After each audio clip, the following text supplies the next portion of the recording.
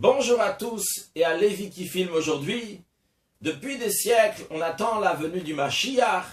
Certains l'attendent parce que Dieu va se révéler sur terre. Certains l'attendent parce qu'ils ont besoin d'une bonne santé, que Dieu leur envoie une bonne santé, un bon compte en banque. Et chacun pour ses raisons. Aujourd'hui, voyons, est-ce qu'on peut motiver quelqu'un d'attendre la venue du Mashiach parce qu'il y aura un hamburger au fromage kasher lorsque Mashiach va venir? Est-ce possible? Dans la paracha de Kitetsé, de Kedoshim, de Mishpatim, la Torah nous interdit certains mélanges. Par exemple, de planter 2 graines en même temps. C'est interdit. C'est interdit aussi de labourer avec un taureau et un âne. C'est interdit d'accoupler 2 espèces d'animaux différents. C'est interdit de porter un vêtement qui est fait de lin et de laine. C'est interdit de mélanger du lait et de la viande. Rabbeinu Bechaï, qui a vécu dans les années 1200-1300, il explique la raison de certaines de ces interdictions, qui est pour ne pas mélanger les forces du bien avec les forces du mal. Ou comme la Chassidoute le présente, pour ne pas mélanger la bonté avec la rigueur. En effet, Adam et Ève avaient 2 enfants au début, un qui s'appelait Hevel, qui représente la bonté, un qui s'appelait Caïn, qui représente la rigueur. Hevel, il a amené en tant que sacrifice des moutons, du petit bétail, qui était avec donc de la laine, qui représente la bonté. Caïn a amené du lin, qui représente la rigueur. La suite, on la connaît, c'est que Caïn a tué son grand frère. Et donc, le Bechaï dit, il ne faut pas mélanger le lin et la laine, le lait et la viande. La laine représente la bonté, le lin représente la rigueur. Le lait représente la bonté, il est blanc. La viande qui est rouge représente la rigueur. Donc, il ne faut pas les mélanger. Lorsqu'on les mélange ici-bas, là-haut dans les mondes célestes, ça fait des mauvais mélanges. Et c'est la raison pour laquelle il ne faut pas faire ces mélanges. Je tiens à souligner que dans la Torah, il n'y a pas écrit de raison pourquoi ne pas faire ce mélange. C'est Rabbeinu Bechaï qui explique la raison qu'on a dit et d'autres raisons qui sont dites dans les commentaires. Il faut comprendre pourquoi pas mélanger. Comme par exemple mélanger la bonté et la rigueur. C'est tellement extraordinaire. Shalom, la paix, la fraternité, l'amour. Encore une chose. Il est dit que dans le Beth Hamikdash, dans le temple, le Kohen, lorsqu'il faisait le culte, le travail, il avait des vêtements. Entre autres, il avait une ceinture. Cette ceinture était faite de lin et de laine. Et on dit c'est permis dans le temple, le lin et la laine. De même, dans les tzitzit, quand on a un vêtement à 4 coins, les fils blancs sur le côté, eh bien on a le droit que les tzitzit soient de lin et de laine. Ben, a priori, si c'est tellement grave de mélanger le lin et la laine, pourquoi ça serait permis dans le temple? Pourquoi ça serait permis dans les tzitzit? Encore une chose, il est dit que lorsque les anges ont demandé à Dieu de leur donner la Torah, ne pas la donner aux êtres humains, on a dit aux anges, mais vous, lorsque vous étiez chez Abraham, le premier des patriarches, et il vous a donné du lait et de la viande, vous avez bien mangé. Alors que dans la Torah, il y a écrit, Lotevachel Gedi Bachal Evimok, c'est interdit, le mélange de lait et de viande. Donc la Torah, elle n'est pas pour vous. De même, Rabbeinu Bechaï dit que lorsque Mashiach va venir, il n'y aura pas l'interdiction de lait et de viande. Mais si c'est tellement important de ne pas mélanger la bonté et la rigueur, c'est tellement important de ne pas mélanger les forces spirituelles, comment ça se fait que les anges, ils ont mangé du lait et de la viande? Et comment ça se fait que lorsque Mashiach va venir, ça sera permis, le lait et la viande? L'explication est la suivante. Dans notre monde, Dieu il a créé chaque chose, et chaque chose a sa force, a son caractère. Et un caractère avec un autre, ça ne colle pas. Le caractère de bonté, c'est la bonté. Le caractère de rigueur, c'est de la rigueur. L'un avec l'autre sont des choses opposées. Tu ne peux pas mettre la droite et la gauche en même temps. C'est ou à droite ou à gauche. On ne peut pas avoir le feu et l'eau en même temps. C'est ou le feu ou l'eau.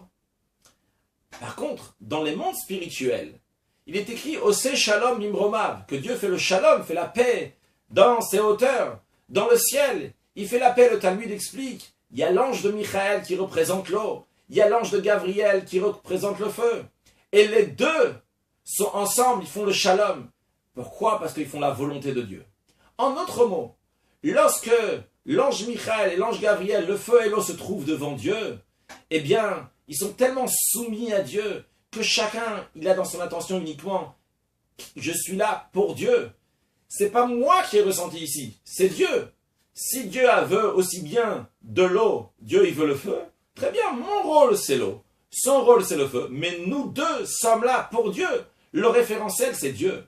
Et si le référentiel c'est Dieu, à ce moment-là les choses peuvent se retrouver ensemble, parce que sont soumis à Dieu, sont là pour le service de Dieu.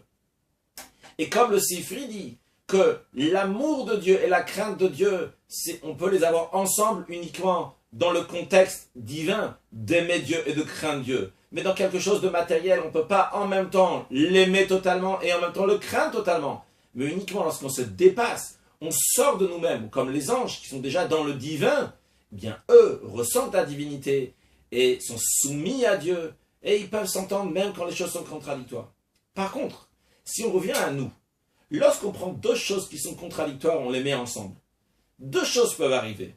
Ou bien que la chose va totalement s'annuler. Par exemple, si on prend deux noyaux, deux graines d'arbres différents et on les met ensemble pour que quelque chose va pousser, c'est une troisième chose qui va pousser ici. Donc on a annulé la graine, le noyau numéro 1 et le noyau numéro 2. Il y a quelque chose numéro 3 qui est venu quelque chose d'autre maintenant.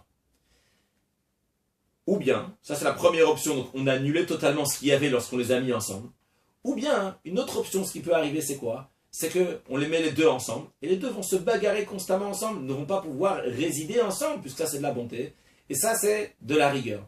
Donc on comprend que uniquement dans le divin, il peut y avoir un mixte de deux choses en même temps, que chacun ne va pas s'annuler. Ils vont être ensemble sans se bagarrer. Basé sur ça, on va comprendre. C'est vrai, la Torah nous dit la paix. Alors on a demandé pourquoi pas l'amour, la fraternité, tout unir. Mais c'est pas ça une vraie union. Lorsqu'on unit deux choses qui sont contradictoires, c'est pas de l'union. On est en train de détruire, faire une destruction, bien faire une bagarre. Si tu mets le feu et l'eau en même temps, l'un va éteindre l'autre. Si tu mets le feu au-dessus, tu mets une marmite à l'intérieur, tu mets de l'eau. Il y a une séparation, il y a une cloison entre les deux. Les deux vont pouvoir faire leur rôle comme il se faut. Mais chacun doit avoir sa barrière et savoir quel est son travail et quel est son rôle. Mais quand on les met ensemble, l'un va éteindre l'autre.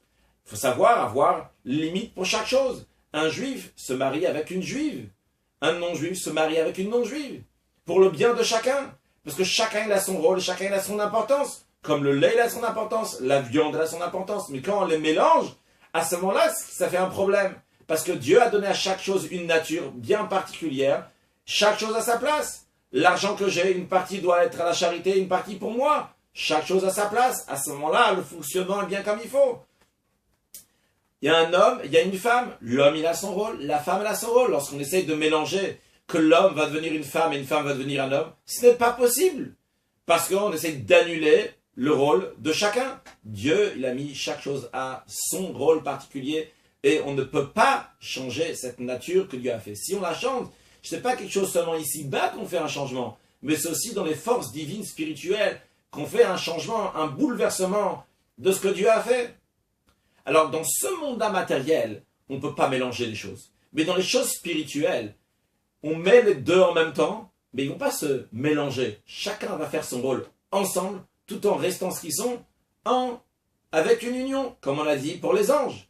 Alors maintenant on comprend que lorsqu'on est dans un domaine du Beth Amikdash, du temple, où il n'y a que la divinité là-bas, alors dans la divinité, tu peux mettre du lin et de la laine, ils ne vont pas se contredire là-bas, ils sont au service de Dieu. De même lorsqu'il s'agit des tzitzit, c'est qu'un châle de prière, ou pas seulement de prière, quand même toute la journée, donc les tzitzit, lorsqu'on le met, eh bien comme on est en train de faire une mitzvah, un commandement divin, c'est quelque chose qui est saint, eh bien il peut y avoir les deux en même temps, le lin et la laine. On va comprendre aussi pourquoi les anges, ils ont mangé du lait et de la viande. Parce que les anges voient les choses comme c'est là-haut. C'est vrai que le lait représente la bonté et la viande représente la rigueur. Mais il n'y a pas de problème. C'est quoi le problème? Il y a la bonté et la rigueur. Mais pour les anges, tout va bien.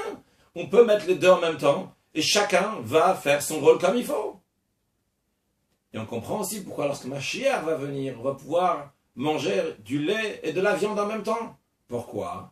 Parce que lorsque Mashiach va venir, le prophète nous dit « Venigla kvod Hashem, verao kol basar yardav ki pi Hashem diber » Dieu va se révéler dans ce monde. Et on va voir dans ce monde matériel la parole divine. On va plus voir juste la matière comme la matière. On va pas voir juste du lait comme du lait, de la viande comme de la viande. On va voir comment c'est de la bonté, comment c'est de la rigueur. Mais en tant que chose divine, tout va être la divinité. Quand on va vivre cette divinité, alors à ce moment-là, ces choses qui sont contradictoires peuvent venir ensemble. Que ce soit le lait et la viande, que ce soit le lin et la laine. Par contre, en ce qui concerne les mélanges qui font quelque chose d'autre, qui annulent le numéro 1 et le numéro 2, comme deux noyaux, deux graines qui vont faire pousser quelque chose d'autre, ça, même lorsque Mashiach va venir, ça sera toujours interdit. On a accouplement de deux animaux différents. Pourquoi? Parce que là, on est en train d'annuler la nature de numéro 1 et numéro 2. Et ça, c'est sûr que même spirituellement, c'est quelque chose de mauvais à faire. Alors, quel est l'enseignement de cela concrètement? Premièrement, il faut savoir qu'il faut manger kasher et ne pas mélanger le lait et la viande. Deuxièmement, il faut savoir, lorsqu'on achète un vêtement qui est de lin ou un vêtement qui est de laine, il faut être certifié, il faut être sûr et certain qu'il n'y a pas un peu de lin dans celui de laine, ou de laine dans celui de lin. Troisièmement, il faut savoir être conscient que chacun a sa place et chacun a son rôle. De la même manière que le cœur a sa place et la tête a sa place.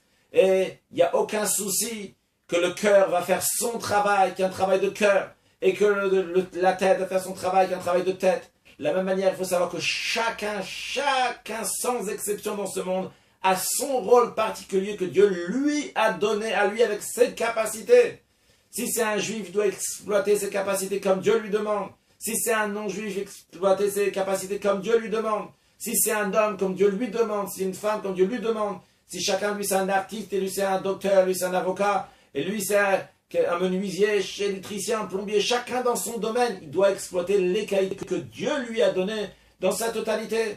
Pas essayer de mélanger, de prendre la place de quelqu'un d'autre ou jouer le rôle de quelqu'un d'autre. C'est ce que tu es.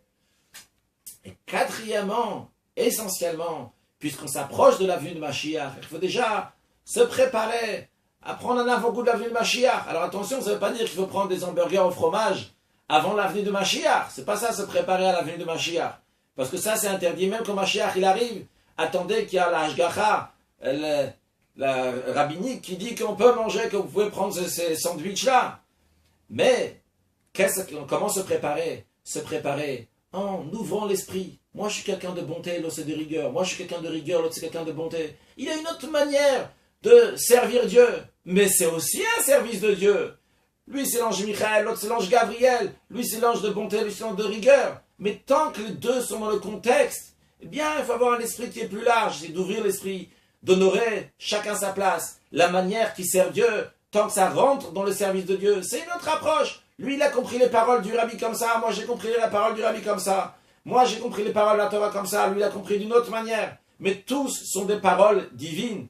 Apprendre à respecter aussi les autres opinions, et par l'amour du prochain, on amènera à la vue de Mashiach. Now, une excellente journée.